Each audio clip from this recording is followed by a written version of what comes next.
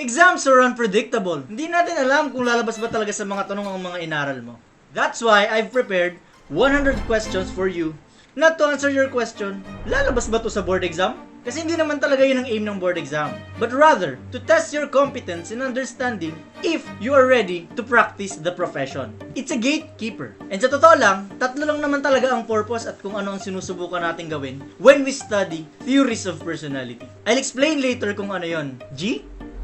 Hello guys! My name is Rutherford, a registered psychometrician. In this channel, I combine education and entertainment to bridge the gap between psychology and non-professionals, making it digestible and understandable without prior training needed. Welcome to RPM!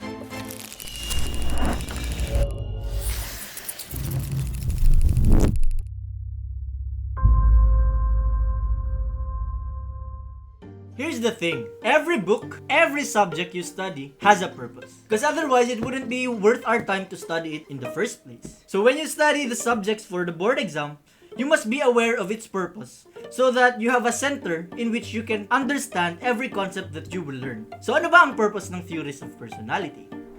Well, by those three words, we need to understand first what is theory and what is personality. So when we say theory, it's a set of interrelated assumptions that allows us to explain something. And when we say personality, unfortunately, our field is a conflicting field. So we don't really have a single definition of personality. But we can say that human behavior has a certain level of consistency. And whatever gives that consistency, that's what we call personality. So when you combine the two, theories of personality is understanding the set of interrelated assumptions to explain why we behave in a consistent manner. So, doon natin malalaman kung ano ba talaga yung purpose. Here are our most important questions when we study it. First, what are the assumptions? We have to know what the assumptions are. Second, how are these assumptions related? Because otherwise, if it's not related, it's not a theory. It's just an assumption or something else. And number three, since it's a conflicting field, we have to understand how they contradict each other, how they are similar, and how they are different. In understanding theories of personality, you can say that if you can do all these three things, you are competent enough for the subject. Even without knowing kung ano ang lalabas at kung ano man yung mga high-yield questions. Because that's what they want to know. They want to know if you can do all these three things. And that's what we will be doing in this Test Your Knowledge segment. Now get ready with your pen and paper and let the class begin.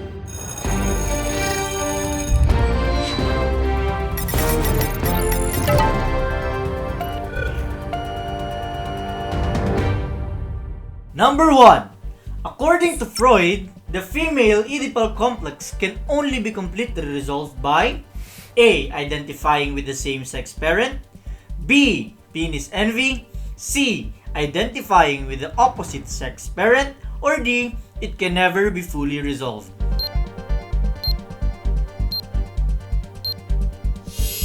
And the correct answer is letter D. It can never be fully resolved. So bago natin sagutin yung tanong na to, alamin muna natin kung ano ba ang Oedipal complex. So basic lang naman yan, when you have a hostile feelings toward the same-sex parent and you have this sexual feelings toward the opposite-sex parent, and it happens to all of us, according to Freud, in our childhood. Bakit ba hindi siya completely resolve kapag babae? So ang pinagkaiba ng lalaki at babae when it comes to this is the order of events.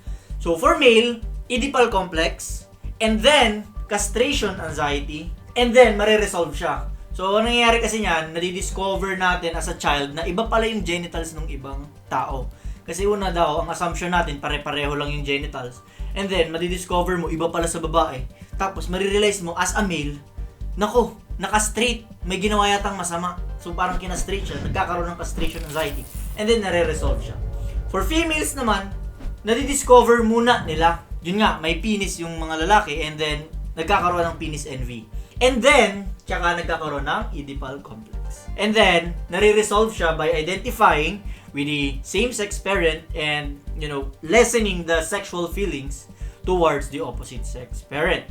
So, ang pinagkaiba nun, sa lalaki kasi, kaya siya completely resolved sa lalaki kasi na-shatter yung Oedipal complex.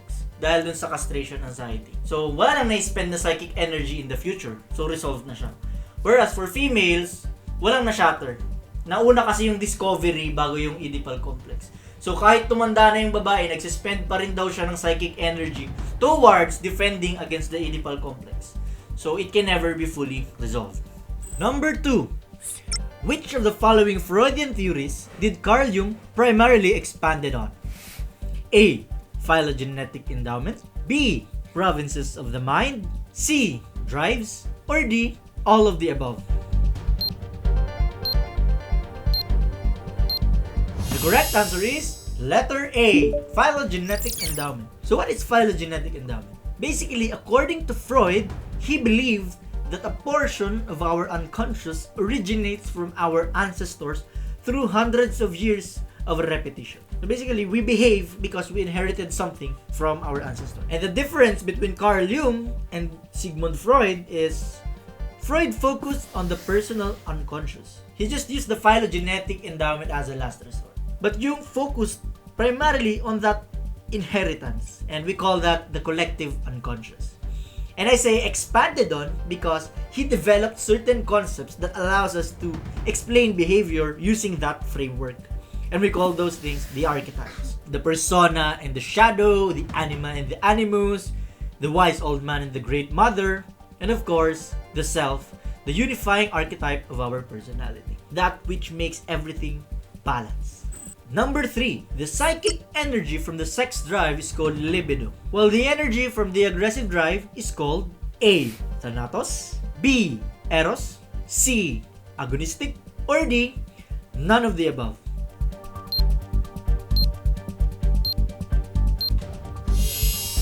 The correct answer is letter D.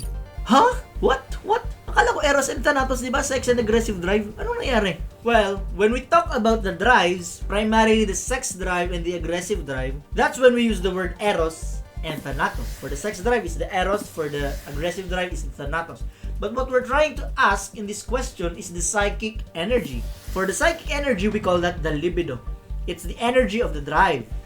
But for Thanatos, unfortunately, Freud did not give it a name. But it was implied in all the drives. Like every drive has an energy, but Freud just did not give a name for Thanatos. It came out later in his theory after the war. So it wasn't really the center of his theoretical framework all his life.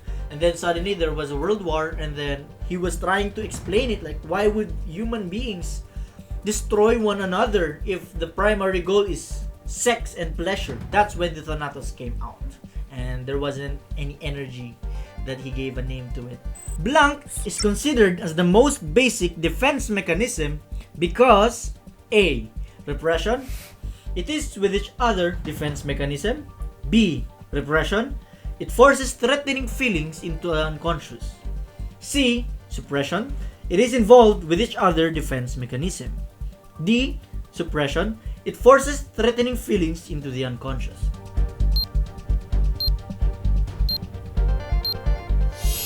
The correct answer is letter A. Repression. It is with each other defense mechanism. Repression happens unconsciously. Say somebody asks you, did you wet the bed when you were a kid and you can't remember any instances that it happened? That's an example of repression. So as you can see in this drawing, this was a drawing by Marilyn when he was asked by Bessel van der Kolk to draw about her childhood and her family.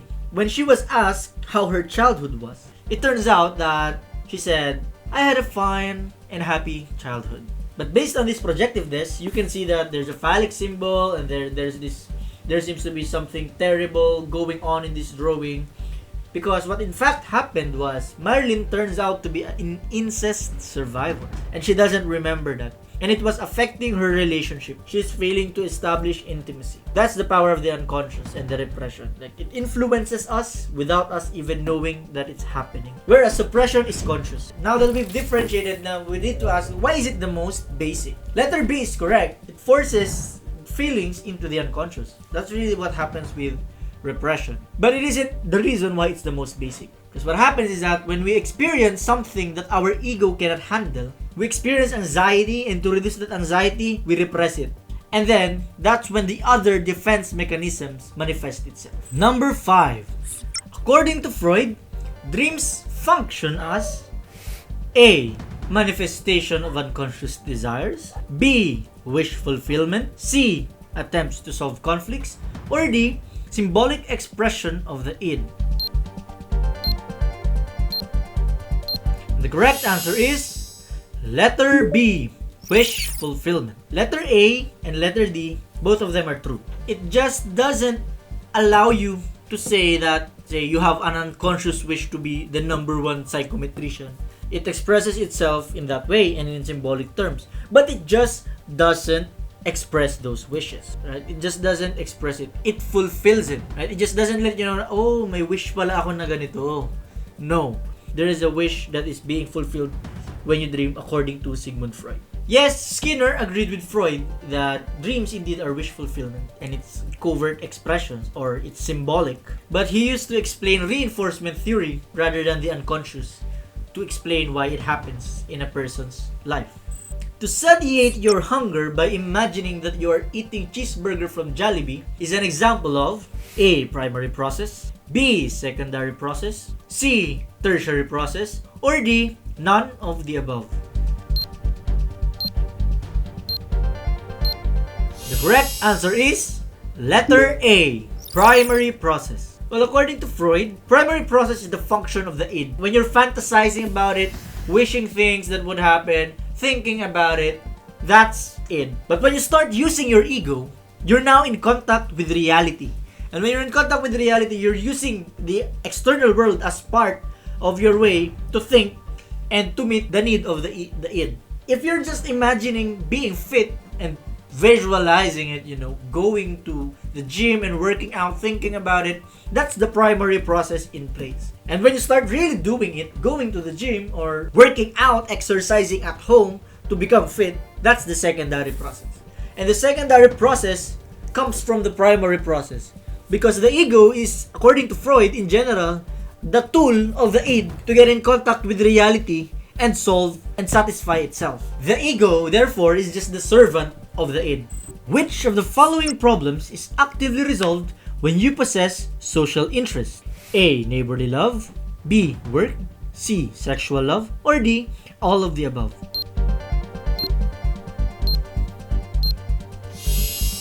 And the correct answer is letter D. Before we can answer this question, we have to differentiate first between the neurotic and the healthy personality. Well, according to Adler, a neurotic is setting unrealistically high goals, live a dogmatic style of life, and the third one is that they live in their own private worlds. Now, if you just think about it, let's say you set an unrealistically high goal.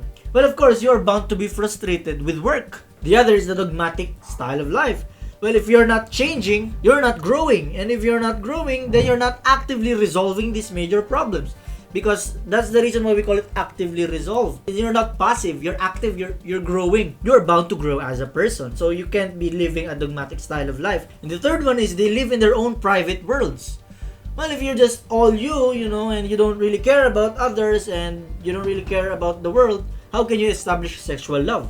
Or how can you establish neighborly love? It's a contradiction. That's the unhealthy personality. And for the healthy personality, since you're healthy, you have a social interest. But what is social interest? Let me show this to you through the concept of Ubuntu. An anthropologist proposed a game to children in an African tribe. He put a basket of fruit near the tree and told the children, whoever got there first won the sweet fruit. Sounds like the modern capitalism, isn't it? The rat race. When he told them to run, they all took each other's hands and ran together, then sat together enjoying their treats. When he asked them why they had run together like that as one could have owned all the fruits for himself, they said, Ubuntu, how can one of us be happy if all the other ones are sad?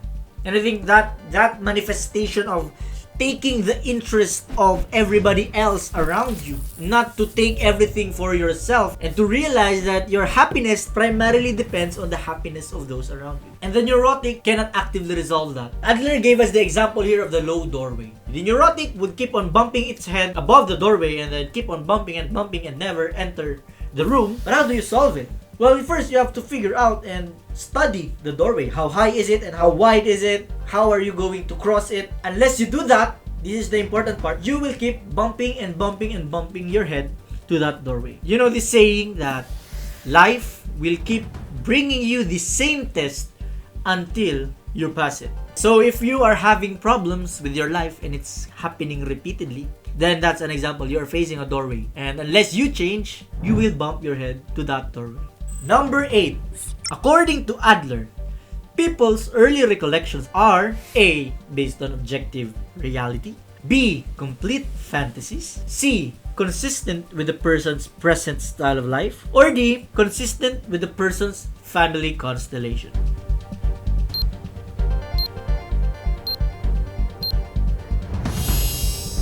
And the correct answer is letter C.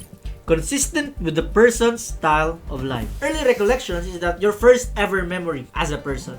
And your answer to these questions would represent your current style of life. And the most important thing about this early recollection is that it's not really the objective reality that is the problem. In fact, according to Adler, people are motivated not by what is true, but by their subjective perceptions of what is true. That's really, really important. Because you are in control. After realizing that, you are finally responsible. That's the burden of Adler's theory, is that it puts the person responsible. Because when you couple this truth, this subjective perception as the one and only truth and most important for a human motivation, and you couple that up with creative power, you become 100 responsible. So when you're miserable, you're responsible for that. You're not happy with your career, with your loved ones, with your relationships, that's your responsibility. And the early recollections allows us to identify these kinds of problems. In short, it's an assessment tool. It tells us what is the problem, how is this person living his life. And that would help the therapist to move further and find out and figure out a way or a plan to conduct the therapy. Which of the following theories will most likely ask, what would you do if I cured you immediately? A. Rogers, B. Adler, C. Maslow, or D. Kelly?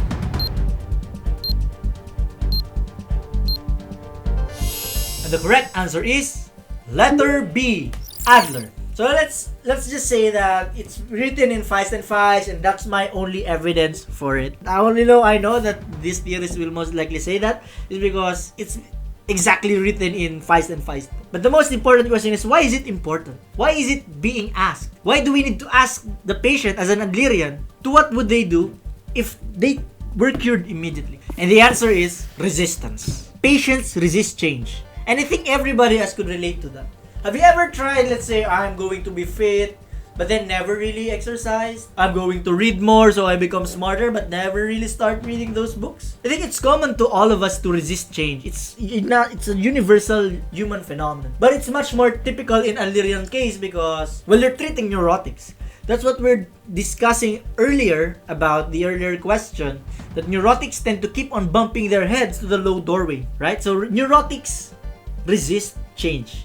Blank is a condition that develops when a person overcompensates for normal inferiority feelings. A. Inferiority complex, B. Superiority complex, C. Social interest, or D. Neglected style of life.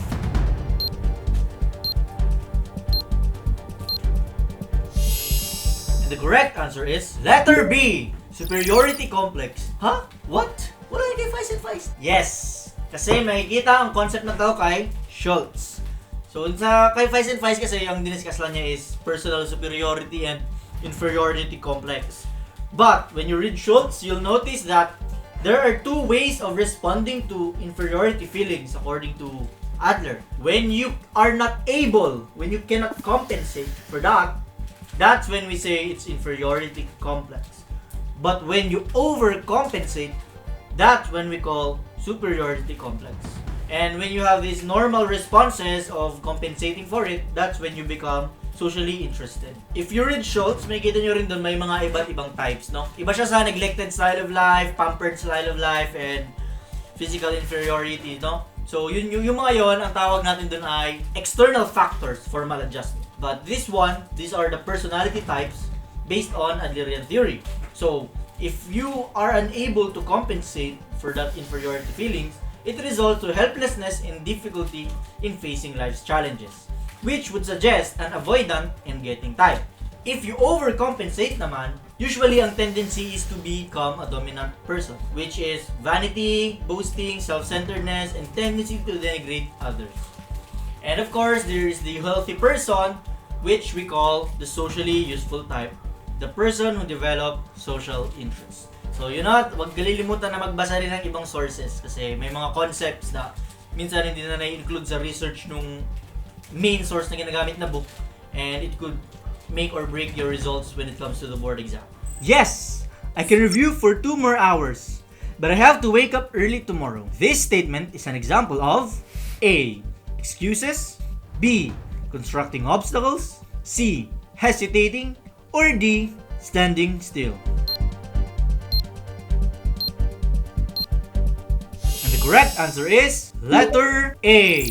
So what we're trying to figure out here is what safeguarding tendencies this person using, right? So this is an Adlerian concept. And now we have 3 major ones, right? The excuses, aggression, and withdrawal. Generally, the clue is if a person is using yes, but, or if only, that's a protective mechanism that a person would use to protect his self-esteem. Like when you took the board exam, nobody would really care if you studied the subjects. What they care about is whether you passed or not. So that's one example, and this person is using excuses as a way to, para hindi siya masyadong masakta. And the rest is an example of withdrawal. So constructing obstacles, when we say constructing obstacles, nag-iimbento ka ng mga problema na wala naman, no? Kunwari, sa halip na mag-review ka, sabihin mo, ay, kailangan ko muna maghugas. Ay, kailangan ko muna maglaba. Na hindi naman related talaga sa kung anong dapat mo.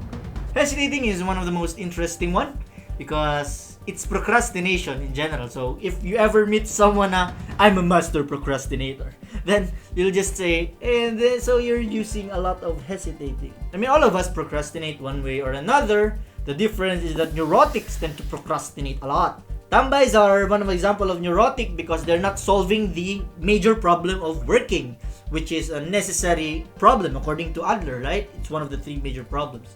So one way is they say is that wala naman akong skill, walang a-applyan. So that's an example of hesitating. Like they're not doing what is necessary and they're trying to do something else as a form of procrastination so that they are not facing the major problem. The last is standing still. I think this one's the most interesting because it's very common among all of us. I mean, kung nagka-crush ka na, right? Nagka-crush ka na, tas di mo niligawan yung crush mo, that's an example of standing still. Alam mo yung meme na, can't fail if you don't try? Well, that's an example of standing still. You're not trying so that you don't fail, right? Might as well na wag kang magjowa para hindi ka masaktan. That's standing still. Leia procrastinates reviewing for the board exam so that when she fails, she would have a ready-made excuse that she did not really give her best for the BLEP 2021. This is an example of A. Excuses, B. Hesitating, C. Standing still, or D. Moving backward. And the correct answer is letter B. Hesitating. I mean, you might say, What? Akala ko excuse, but sinabi may ready-made excuse siya, but hindi excuses yung ginamit. Well, the keyword here is procrastinating, right? The safeguarding tendency being used is a form of procrastination. Whatever it is, maybe, nanonood na lang siya ng Netflix, halip na nag-aaral, or kachat kunwari yung mga kaibigan sa Facebook, whatever it is, if it's procrastination, it's a form of hesitating. Masasabi natin na excuse siya kapag sinabi na ni Leia na not sure naman sana ako eh. Hindi lang talaga ako nagseryoso nung nagre-review ako sa board exam. That's an example of an excuse, right? It's a yes but. But since Leia in this case is procrastinating, this is an example of hesitating. Moving backward is a form of regression, right? For Freud, it's a regression because it's a way to cope with anxiety. For Adler, moving backward means like going to a state of earlier stage of development, but then the reason is not to reduce anxiety or to manage unconscious impulses, but rather to protect oneself from public disgrace and, keep one's style of life. A few months earlier, nagkaroon ako ng diarrhea. And, usually my relationship with my mother kasi is, lang siya casual, like, Nay, alis muna ako. But then, nung nagka-diarrhea ako, I was like, Nay, ano gagawin ko? Sakit ng tiyan ko. So parang naging bata ako ulit na dependent as a way to cope with that disease or that sickness. So that's an example of regression, and it's also a way of, moving backward. Break time. pag-usapan na natin ang pinakamahalagang tanong sa lahat. Magkano ba ang kikitain mo kapag naging psychometrician ka? Well, ayon sa edukasyon.ph, isa sa mga partners ng mga malalaking schools, no, ay pumapatak ng 12,000 up to 15,000 pesos. Pero malamang-lamang medyo mas malaki naman ngayon, pero hindi talaga pang yamaners. So kung gusto mong yumaman, huwag kang mag-psychometrician. Kasi makikita mo yung wallet ko, walang laman, no? Hindi. Kung gusto mo talaga yumaman, hindi talaga psychology. Kasi bago lang yung profession natin, kailan nga lang tayo nagkaroon ng board exam. And yung mga businesses hindi pa nila talaga ina-adapt. Like, hindi naman lahat ng business gumagamit ng psychometrician for their hiring processes. So, mababa yung sahod, no? Kahit 22,000 lang ang psychometrician. Plus, kailangan kasi supervised ka pa ng psychologist. So, imagine mo kung company ka. Maghanap ka ng psychometrician, maghanap ka pa ng psychologist para mag-supervise. So, medyo mahirap talaga siyang execute. Hindi pa ganun kalaki yung value natin. Kaya encourage ko talaga kayo na i-pursue nyo. Mag-psychologist kayo or mag-psychiatrist kayo, go further. Because there's a lot of demand, there's a need for you, for us, psychology majors, to do so. To protect his fragile self-esteem from public disgrace, John never applied to take the BLEP 2021. This is an example of A. Standing still, B. Elusiveness, C. Excuses, or D. Fear of failure.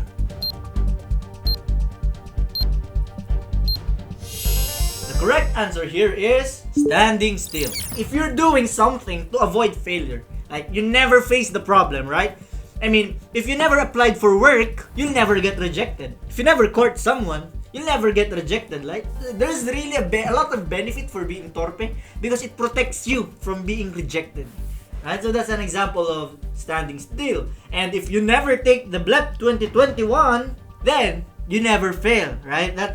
It protects your self-esteem. Like, if you really think you're smart, then you don't put yourself in a situation where you will test whether you are really smart or not. Then it keeps that idea, right? Because you never tested it. Like, there's no way of testing it. So that's an example of standing still. Elusiveness, this is a concept of Karen Horney. It's a form to bridge the gap to establish artificial harmony. So it's for example, a person has this ideal self-image and then his real self, there's a gap. He would use this kind of defense called elusiveness just as a form of standing still so that the gap, there seems to be a harmony. You might think of yourself as a great psychometrician, but you never applied for BLEP. So you keep that ideal self-image in your head that you're a great psychometrician because you never tested it. Like, you eluded the problem, you evaded it. So it's similar with Adler's standing still, but it's different with the reason behind. Number 14. Which of the following archetypes is the model for the ideal personality? A. God, B. Self, C. Wise old man, or D. Hero?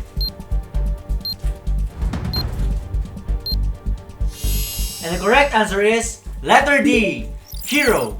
So, pag tinanong ka kung ano yung ideal personality sa archetypes, it's the hero, no? Ano siya? It's just a question of definition.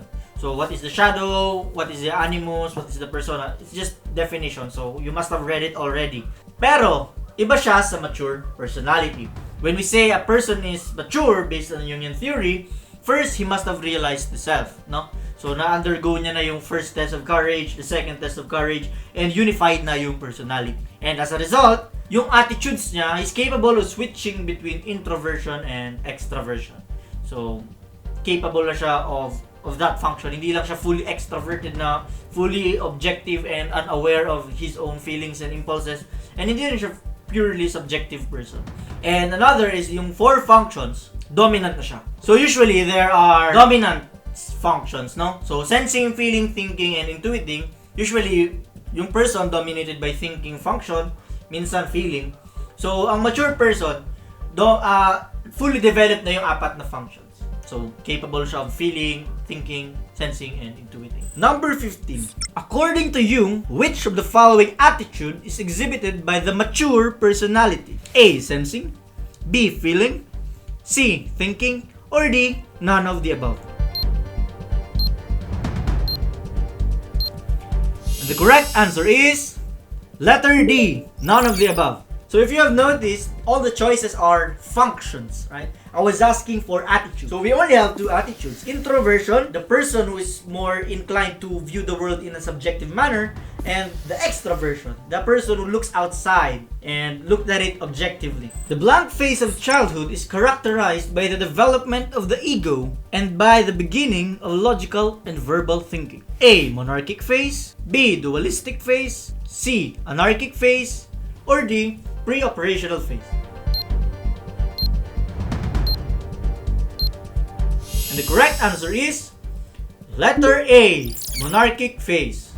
So this one, what we're trying to ask here is the development phase of childhood according to Carl Jung. This is a Jungian question. So letter D is automatically incorrect. That's John Piaget. It would have been correct if it was concrete operational. That's where logical and verbal thinking happens according to the Adlerian theory of development. But since it's pre-operational phase, it's incorrect. So we have these three phases in childhood. We have anarchic, which is chaotic and sporadic buying consciousness, like the consciousness of a 2-year-old. And the second one is the monarchic, wherein nagkakaroon na siya ng ego, but then hindi pa rin na-develop yung sense of I niya. There's a sense of looking at the world in an objective manner. So in this one, in monarchic phase, the child becomes extroverted. And according to Feist and Feist, this is when the child usually refers to himself as in the third person. And then when this fully develops, the child becomes aware of his or her own thoughts and feelings and impulses. That's what we call the dualistic phase. The child is capable of looking at the world in both objective terms and in subjective terms, or extroverted and introverted. Blank is considered as the archetype of archetypes. A. God, B. Self, C. Hero, or D. Wise old man.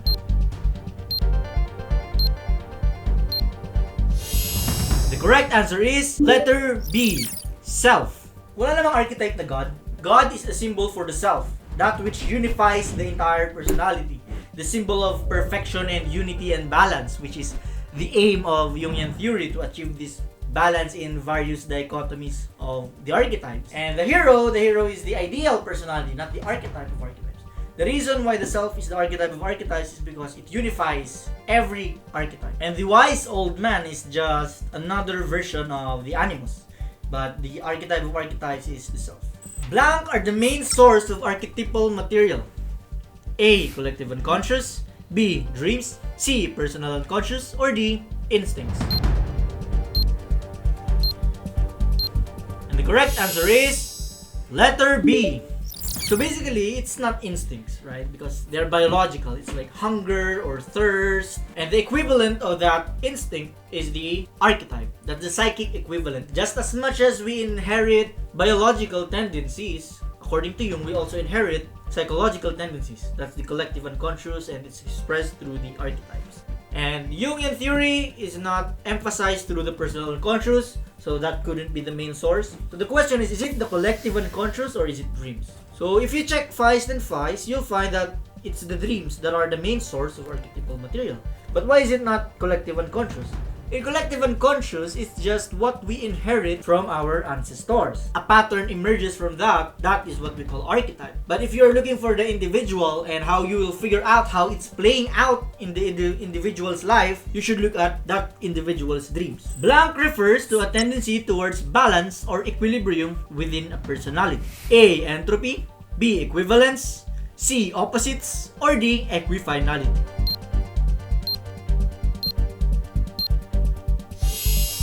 And the correct answer is letter A. Entropy. According to Carl Jung, psychic energy has three principles. Basically, there are three principles that the way the psychic energy operates. And you should not think about this in terms of thermodynamics, because in thermodynamics, entropy means something different. But in Carl Jung's theory, the psychic energy, entropy is the state of balance. So we have to look at the three, right? First one, let's look at the opposites. So, principle of opposites, meaning conflict generates psychic energy. Right? So, if you are having a problem between the persona and the shadow, then they're in conflict, it will generate psychic energy. So, basically, you need problems. Problems give you energy, psychic energy. And this conflict within the personality, that's where it comes from. And then second is entropy, the tendency towards balance. Right? Again, the main goal of Jungian theory is to arrive at balance. So it naturally follows that we must have a principle wherein the psychic energy tends towards balance. And the last is the principle of equivalence.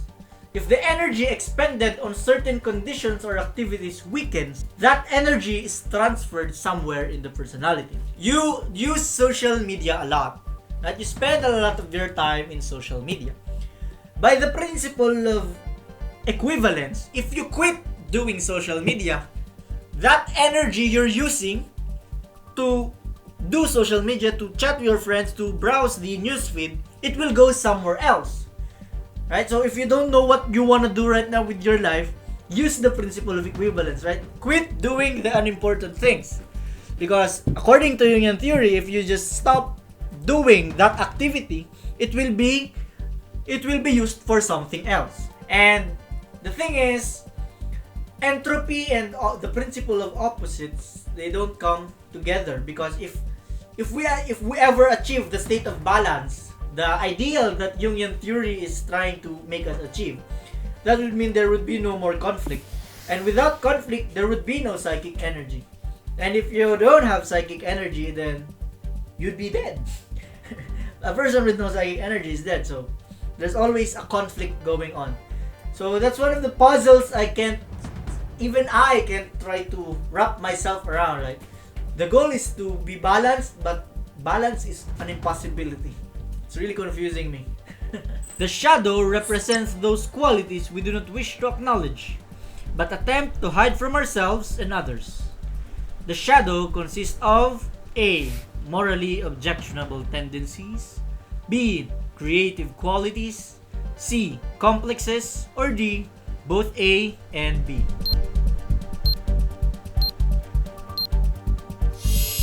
And the correct answer is letter D. Both A and B. Usually, the way we conceptualize the shadow is the dark side of the personality, right? So it's usually like what we think of something evil or something morally objectionable.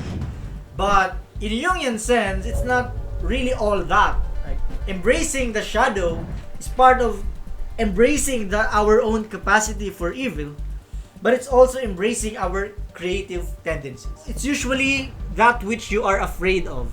Like, think about something that you chose out of your own persona. You chose because of society. What it is that you are not doing right now because you were afraid that society will judge you, that's usually embedded in that activity is your shadow. Because there, when you start doing that which you are not afraid of facing, that's when also your creative capacities will bloom.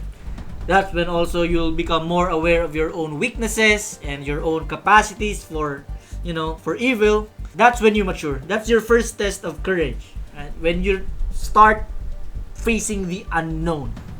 The blank character is described as brash, vain, and self-assured. Men with this personality express their masculinity through repeated sexual conquest. A. Oral, B. Phallic, C. Genital, or D. Anal. And the correct answer is letter B. Phallic. So in Feist and Feist, you'll find the oral fixation and the anal fixation, but you'll hardly hear about the phallic fixation, or that one with the unresolved Oedipal complex. It's not really extrapolated and elaborated in that book. But when you read Schultz, you'll find the phallic character as being described in this question. If you find someone na babaero or proud na proud sila na kung sino-sino yung nagiging partner nila, you'll notice that there is a phallic fixation in that person. There's an unresolved stage, or there's an unresolved issue in this particular stage that carried on until adulthood. Blank is a combination of present need that brings order to our behavior. A. Schema, B. Thema, C. Subsidiation, or D. Complex. The correct answer is letter B. Thema. So it's not schema, that's the concept of John Piaget. It's the way we think about and conceptualize the world. If I ask you about a dog, what do you think of a dog? Then you have a certain schema of a dog. Subsidiation is another concept of Henry Murray, but this is not what we're talking about. Let's say you have a need for money, right? You get that need through working, and then by working, you have to work and cooperate with other people so that you accomplish a certain goal. So your need for belongingness is activated as well. And a complex, in Jungian terms, it's a conglomeration of emotionally toned associated ideas. The thema is, let's say, the press. Like, press is an example of the environmental pressure, and the need comes from the personality. So let's say during your childhood, you have this unmet need for money. You were poor growing up. So right now, as you grew up as an adult, you have this strong need to acquire these resources because you were deprived of it when you were young. And so it becomes a thema because it becomes the unifying pattern with which you behave. You're doing everything, it's the center of all your values, it becomes your priority to acquire money. So it's a thema because it comes from the environment, and then there's this impelled need to acquire those resources, and then it results into a pattern or a behavioral pattern that makes us understand why a person behaves. Let's say you are working really hard and you're not even taking a rest. Well, that could be explained by the thema of, again, the need for finances. Or maybe, you're not developing meaningful friendships because you're looking at everybody as a way to use to earn money. So that could be explained through that thema that was developed out of the combination between the press and the need. Oh, kumusta mga scores nyo? Hindi pa tayo tapos ha? Click the link in the description box below for the second part of our test. Or, click here! I'll see you there!